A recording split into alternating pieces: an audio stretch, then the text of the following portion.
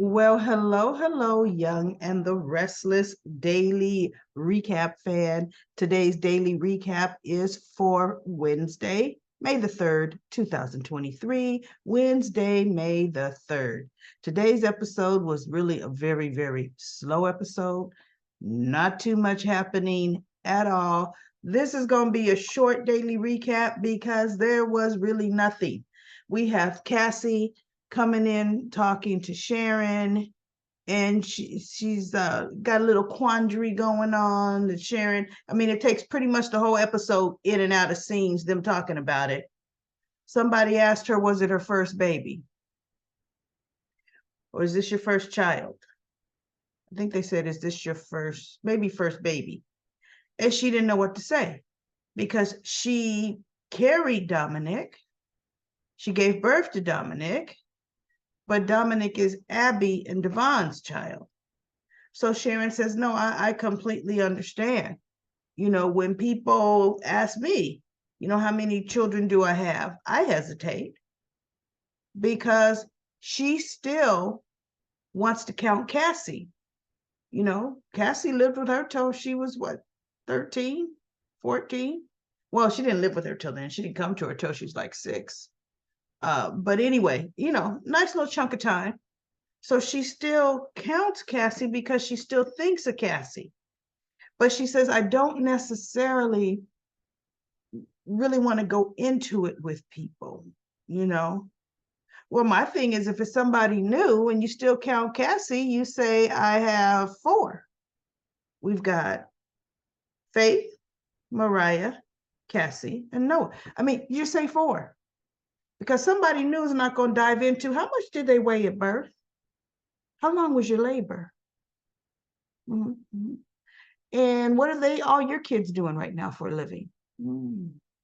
Okay, so what color are their hair? No, they don't go into all that. If it's random folks, if you want to count Cassie, 4, right? Call it a day. How many do you have? They're going to tell you how many they have and call it a day. But if you feel like, no, because people that know Sharon know about Cassie, right? They're not going to say how many kids you have. And Mariah, she was a surrogate. Truth be told, Dominic was not ever her child. So it's this one here.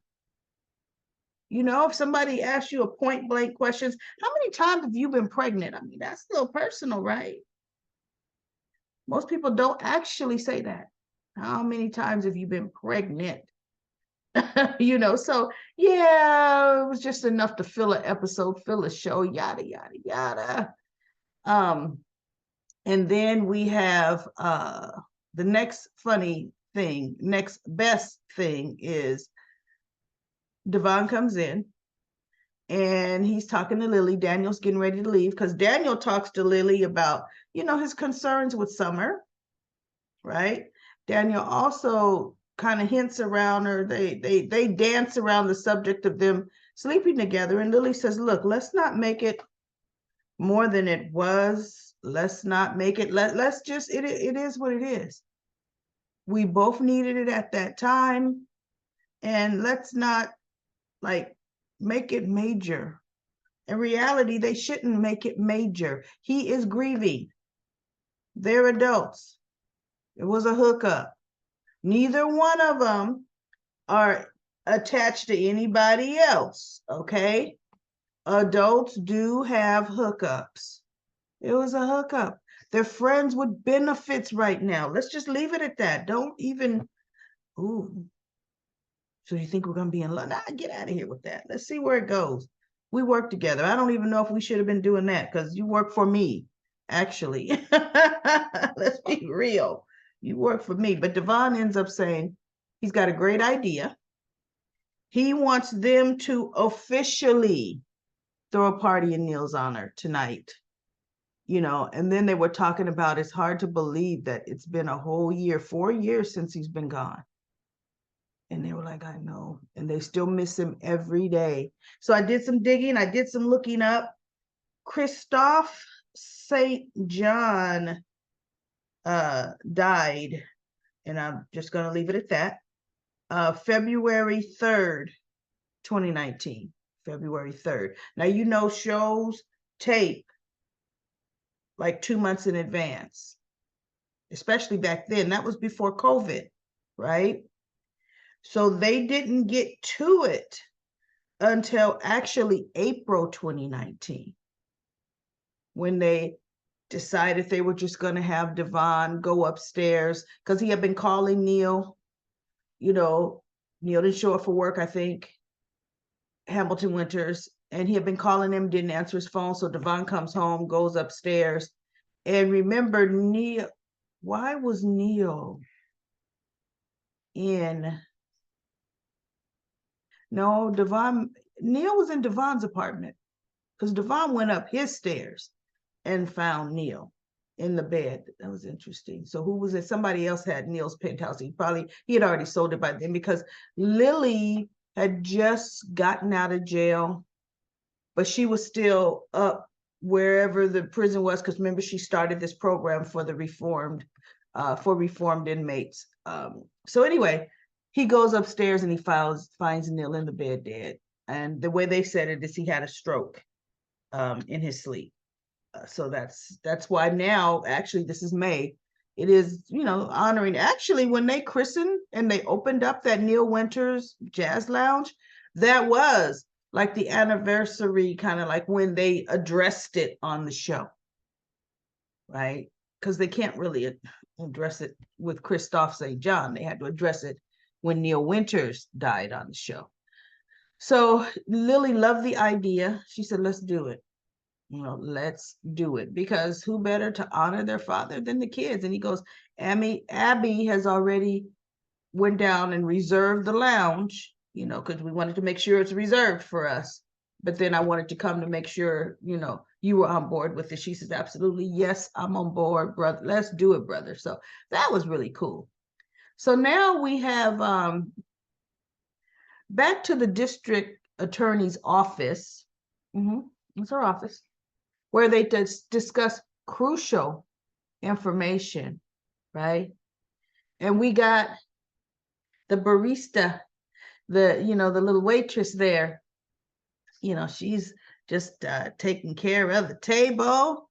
She's saying, okay, what's going on with the case now? What we got going on? Okay. And Chance is just going into, Christine, this, that, and the other about the case. And I still feel that there's something more to it. I feel Stark was killed in Genoa City, and I want to investigate it. She says, yeah, but his body wasn't found here, Chance. It's actually not our case. And so Chance was like, yeah, but you know what? I'm going to continue to look at it. I'm going to continue to look into it, right? And so Christine, I mean, come on. Christine is not chief of police. So Christine can't say, no, stay out of it, don't look into it, right? Because they're two different departments. She just says, look, let me tell you, I still have enough case. There is enough case that I'm going to proceed with prosecuting Diane, right? That's what I'm going to be doing. She's like, other hand, you could do you, right? And the little waitress is like, you know what, you're right. Come on now, I've been listening to y'all enough. Diane sound guilty to me, but Chance, you are cute. You want to investigate? Start. You know what? I know that pond. And for sure, yeah. He probably was murdered. I'm with you, Chance, here in Genoa City. Because she's looking over, right? I'm joking. But I mean, come on now. We're going to talk about sensitive investigations right there in public. Case in point, someone right there could be listening. Case in point. See, then we have Daniel. No, Chance then goes to Chancellor Park, runs into Summer. Or actually, you know what? Nope. Chance had just come from talking to Summer when he goes to see Christine, right? Summer can't hold water, because she's semi-holding water with Chance, but What have you found out? Any clues? Any clues? Mm-hmm. Any closer to catching Stark's killer? Yeah. Who you think did it? How do you, what you know? As if he's gonna tell her. And she, mm-mm. And he goes, Summer, you know what? Wait a minute. Do you know something I don't know? And one of the things that made him say that, you want to know what all her questions were? It's finding Stark's killer.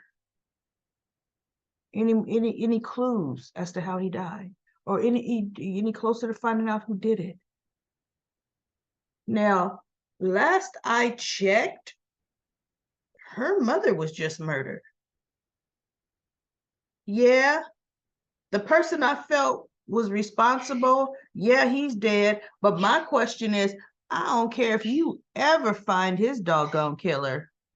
I want to know, how close are you to finding my mama's killer? What's going on with my mama's case? My mother deserves justice. And I want answers. My whole train of thought would not be, Stark, what you think? Any leads? Huh? What? No. And so Chance is like, you know what, Summer, do you know something I don't know? Do you have some new evidence that I don't have? Right? No, I just want answers. And then she brought up her mother. I just want my mother's killer. About to, oh, shut up, Summer. And then she's trying to act up. And then Daniel comes up, and he's kind of like, what's going on here? Okay. What we got going on? And you guys come here together? And Chance is like, no. Why would I come with your sister? He goes, obviously, this is a good spot for people to come to think, as he looks at Daniel. You know, like, what you here for? And so he tells Summer, you know, I came to talk to you. He goes, Detective, can I talk to my sister alone? You know, and he's kind of like, after what happened last night, I'm surprised, you know, I've been looking all over for you. You aren't answering your phone. I talked to Kyle. He said he went into the kitchen and came out and you were gone. And so Chance is like, oh, well, you know what? I'll let you two get into, you know, handle this. I'm surprised Chance didn't realize maybe I need to listen in on this conversation, because it does seem like Summer Newman has some information, right? So Daniel grills Summer. Summer lets it out that I was talking to Chance, trying to get information on Chance about Jeremy Stark's killer. See, Jeremy Stark's killer. And he didn't tell me anything about the stabbing or the knife. Daniel says, wait a minute, what stabbing and what knife? And she looks, he goes, I've been reading all of what they've had, the information they've had out on Stark's death. It was just announced today. How do you know about a stabbing and a knife? And she goes, well, because I saw it, I probably saw it in one of the articles online somewhere. He goes, which one? Because I've been reading them. I've read them all. She goes, I'm sure you didn't read them all, Daniel. Right? She says, but no, something's up. Something is up. You know information that no one else knows, that hasn't been released by the police. I want to know how. And he's like, you know what? I hate to ask. Did you kill Stark? She's like, no, I did not kill Stark.